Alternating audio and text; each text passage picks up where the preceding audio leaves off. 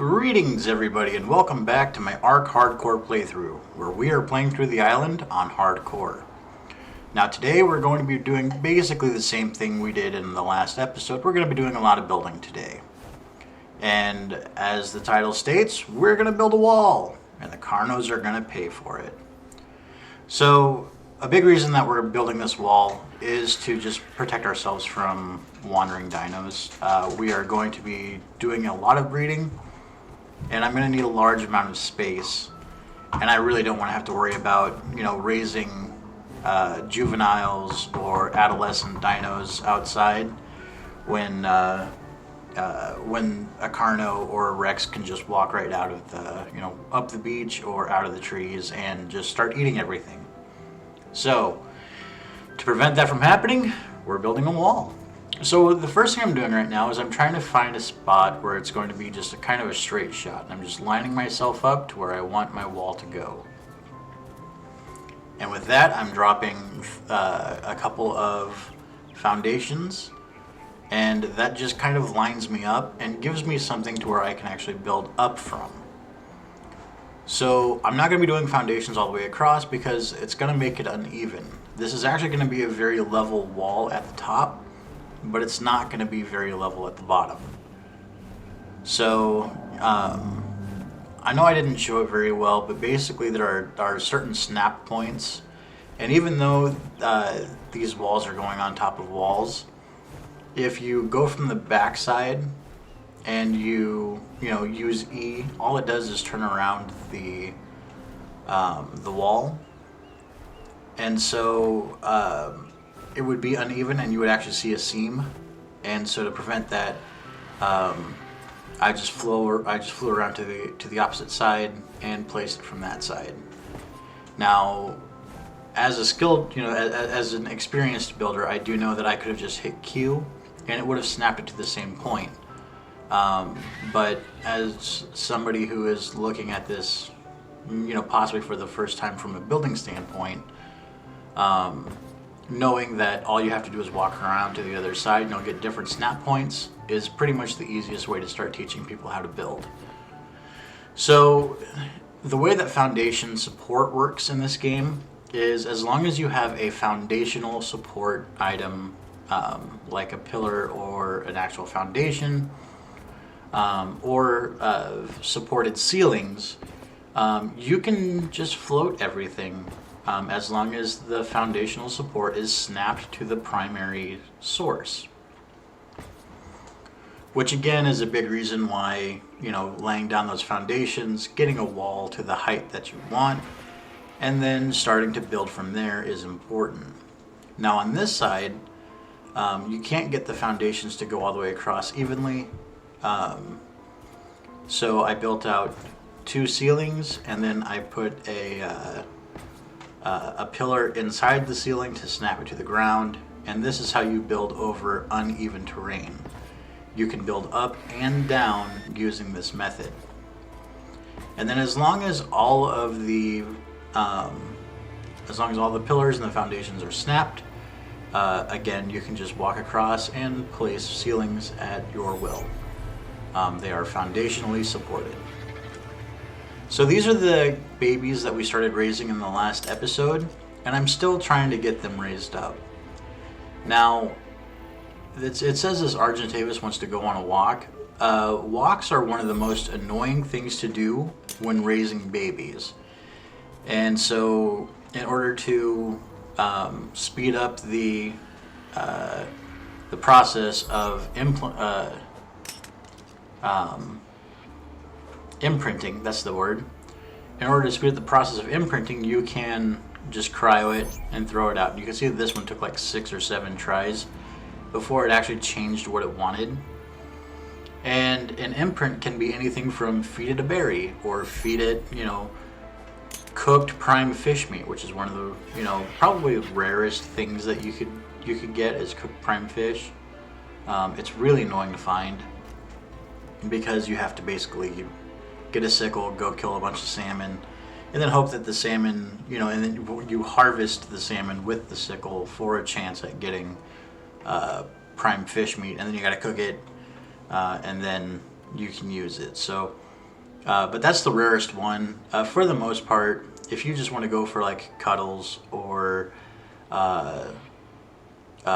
like, cooked meat, or yeah, that one just, the Rex just wanted to cuddle. That's it. So no cryoing, no messing about. Just hit E and you're done. So sometimes they're easy, sometimes they're not. And then we just, let them raise while we're building this wall. So I drop a fence foundation because you can actually snap gateways to fence foundations, and I've talked about the fact that you could do it before, but I've never actually done it on screen. And you can see I've got 2 snap points, and we put our gate up, and then I come back over here. So this is the one that we were just raising. It had grown up, and as soon as babies grow up, you can breed them, which is why keeping females is so important. Even if they don't have the stats you want, and the male has the stats you want, you can just keep breeding as long as you've always got, females coming up or females coming off of cooldown or what have you. So, keeping your females, even if they don't have the stats you need, is still very important, and you should do it. So, we've got this egg. We went ahead and did the same thing with the Argentavis that we raised. We got it to because that was a male, and so by the time the male grew up, the female was off cooldown. So since I'm raising these babies, or getting ready to raise babies, I decided to go out and do a meat run, and a Microraptor caught me off of my Argentavis. I kept this in because, you can see how little health I lost from that. In the past, that is a death sentence. The fact that I survived that is absolutely incredible. So I came back over to the wall after that near-death experience. I just decided, let's keep building. I had to tear down the original gate that I placed because if I keep building in a straight line like I had intended to, I would be building right through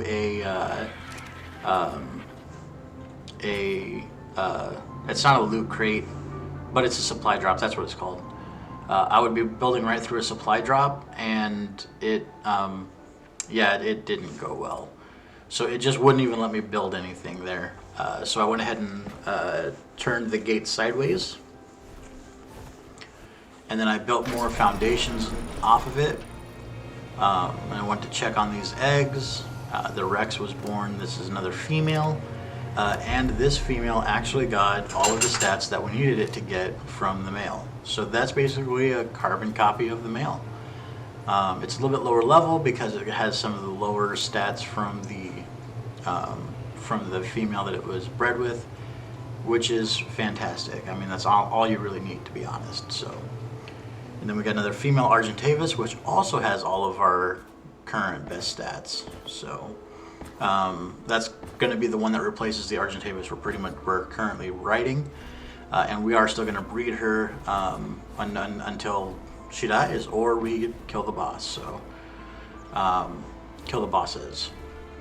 So this is me basically building off of where I had intended to build around. This is me just trying to keep things going.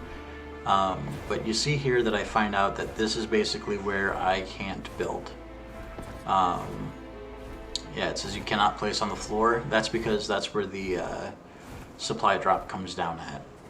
So unfortunately, with that realization at hand, I went ahead and demolished, trying to recover as many resources as I can. Unfortunately, you lose some. It is what it is. When you're building on a game like this, you just got to accept that you might have to take your Dodec and your Mammoth out a couple extra times, and it's not that big of a deal. So it's better to just destroy it and rebuild. So now this is coming straight off of the gate. It does. I didn't get a really good look at it, but this is coming straight off the gate. just building this way a little bit further. We're doing the ceiling trick again because the ground is too unlevel to just put pillars out. So this gives us a nice level spot for the pillars to go. And we just keep kind of doing this whole pillar thing until here, where we can actually start getting a foundation placed. And so from here, I know that I need to turn it, turn the wall, so that way I can go back in the direction that I was going in. So you see me kind of fiddling here, but I know it's not snapping into place. So I know that I have to place a foundational support for it to snap to. So now that that's in place, I can go back to this triangle piece, and it snaps right into the ground, just like that. So that's what you're looking for. You need it to snap. As long as everything is snapped together, it'll act as one piece. And again, because I have ground clipping enabled, I can kind of build it into the ground, and I don't have to worry about all of the terrain going up and down. So, and then from this point, we can just start snapping pillars in place. Come to another spot where you got to do the ceiling trick, where we actually had to raise it up so we could do the ceiling trick. And then, if I remember right, this is the spot here where it actually, the walls that we place on these ceilings aren't even level, and actually stick up above the ceilings that we place above later on. So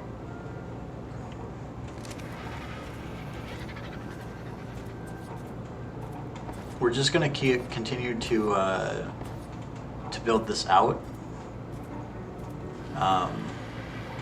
Yeah, this is going to be another one of those videos where if I just don't have anything to say, I'm just going to get quiet and let you guys just kind of enjoy the building. So yeah, enjoy that for a couple minutes.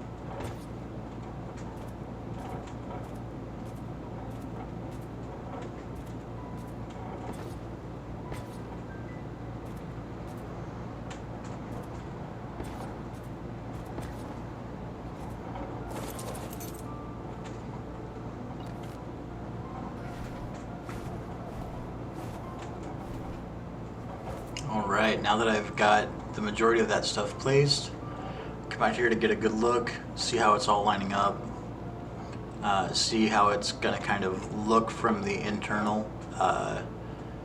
So in the past, before I kind of figured out some of these tricks on building, what I would have done is I would have actually put those pillars all the way to the top, and I would have directly supported each and every of the ceilings. So luckily I've, through YouTube and watching people on Twitch and asking questions, I've basically learned a lot of these tricks on the fly, and it's kind of fun, to be honest. I actually like building in this game. You do sometimes get really crazy snap points, especially when dealing with pillars. Building with pillars in certain times is one of the most frustrating things you could possibly do in this game. So I basically got to a point where I could block the entire pathway with a single behemoth gate, and that's it. That is the size of the wall that I needed. And I'm going to do a check here to make sure that that the ceiling will line up and actually block off the entryway, because the whole purpose of this is to keep creatures out. So I cut it out, but during the building of this, I did find some hyenodons that were getting trapped under the ceilings that we were snapping on the ground level. So you know, it's already working. They weren't able to just kind of wander down and start, you know, harassing my animals, which is always a big positive. And now that we've got the foundational support done, we can just go through and start placing the ceilings. And once the ceilings are done, we can go through and start placing the walls. So that's basically the way that I designed this, is so I can actually, you know, assembly line it. It's like, oh, you know, what do I need to focus on building right now? It's ceilings. Okay, so we just got all the ceilings, and what do we do after that? The walls. All right, cool. We'll get the walls done. So these are the babies that we just hatched in this episode. They're already getting to a point where they are ready. So this one wants an agile berry, which I know that I have on my Doedicurus. So, you know, this little guy is just, this little lady is just grown up, and so we're going to put that in the 0 slot, and then we're going to go imprint it. There you go. That's another easy imprint. You know, I didn't explain earlier why I hate walking. There you go. There's another cuddle. The reason that walking sucks is sometimes it glitches out, and you can walk a baby dino for 5 minutes before it actually registers that it's been on a walk. And sometimes you have to go really long distances. Walking the baby dinos in this game, it really does suck. I am not a fan of it. So you see that it's kind of taking me a while to, like, I'm not doing too many of these at a time, and that's because of how many resources it actually takes to get all of them done.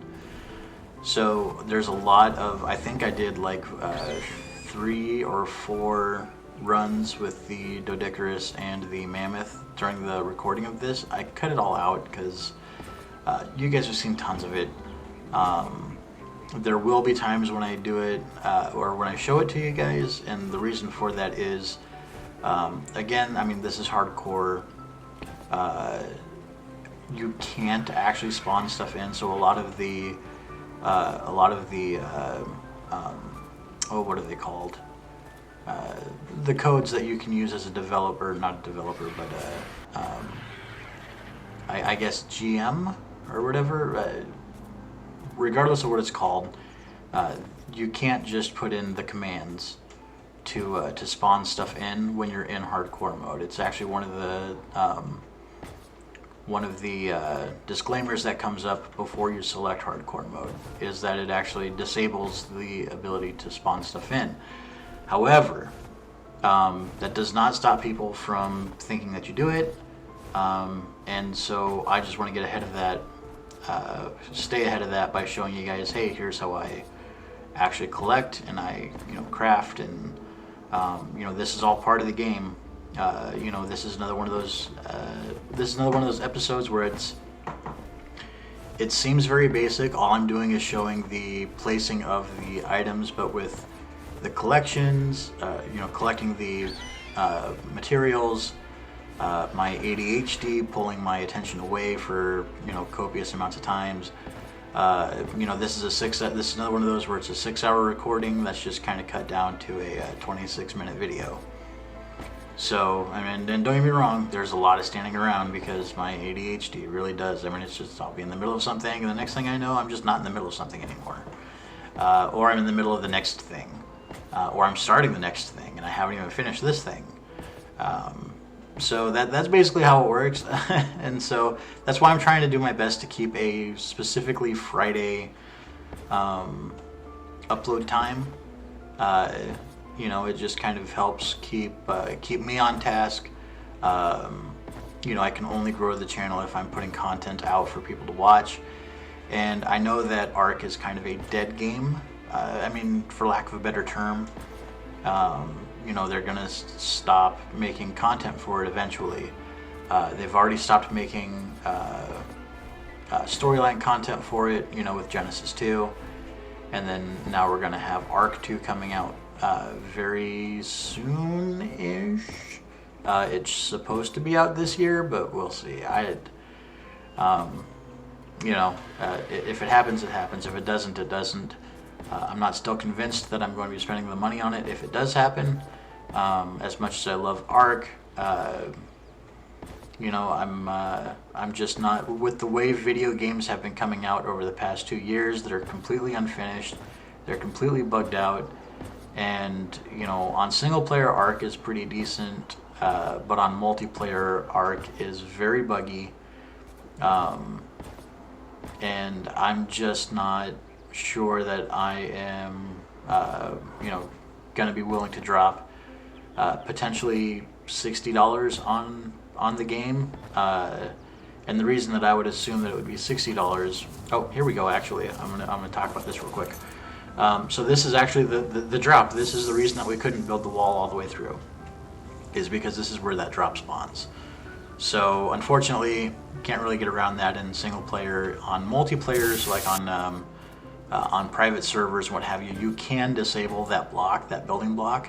But on single player, I have not been able to find a way to disable that building block. So unfortunately, it's just one of those things. And like I said, admin commands don't work. Hey, look, I found the terminology for it. So admin commands don't work for stuff like that. I could probably go in and change the INI, but that's also cheating if you ask me. I mean, I'm playing it the way that Wildcard decided to play it. So back on topic though. With my criticisms of ARK and not fully trusting the fact that ARK 2 will be ready to go once upon release, there are a lot of issues with the game where there's just map issues where meshing is a thing, and instead of ever fixing the problem, the developers are like, okay, I mean, yeah, we hear you, but hey, I mean, check out this new map. I mean, we could fix the old stuff. I mean, but it's not broken. We tested it internally, and we like how it goes. And I think that with the media attention that it gets, and the fact that they've got their not only do they have ARK 2 coming out, but they've got the ARK series, the cartoon series is coming out, and they've got all of these really high-name actors working on the series, and they've got actors like Vin Diesel working in the game. I think that that their ego is gonna continue to just get inflated, and they're not even gonna bother considering what the players, the people who would be spending money on the game, are going to have to say about it. They already don't. They already don't care about what the players want, what the players need. And for the most part, I don't disagree with them. Like, I would hate to be a game developer today, because nobody's ever happy. You can put something up and it's broken, or you can put something up that isn't broken. It's working exactly as you want it to work, and people will be like, nope, it's broken. You have to fix it. And you could say, no, this is how we intended it. We wanted it to be like this, and this. And those same people will be like, nope, it's broken. Nope, I don't believe you. You don't know what you're doing. You don't know what you're talking about. And so developers have a huge issue with that. But at the same time, some stuff is broken. A lot of stuff is broken in this game. And on their defense on that, again, though, it's also the most intricate game I've ever played. I have never seen a game that has this many systems working at once.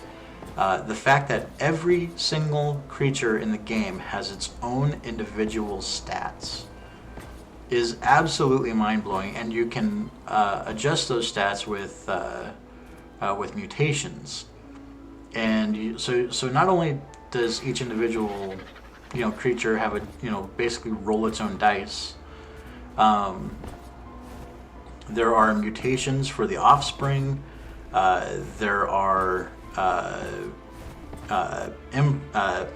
imprints, which give their own stuff. So yeah, it's But that being stated, like, you can't just ignore major game breaking problems, especially like in PvP settings and all that. So and in all that, in my rant, we finished the wall. Look at that.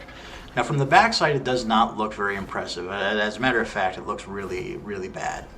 And I am considering finishing the inside, so that way it doesn't look as bad.